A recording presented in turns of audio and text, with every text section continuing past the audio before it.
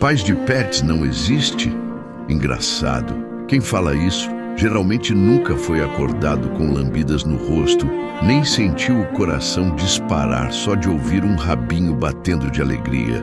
Dizem que amor de verdade é só entre humanos, mas esquecem que tem cachorro que cuida, consola e ama melhor que muita gente. A gente dá banho, alimenta, educa, cuida quando está doente. Eles nos esperam, nos entendem e ficam do nosso lado, mesmo quando o mundo vira as costas.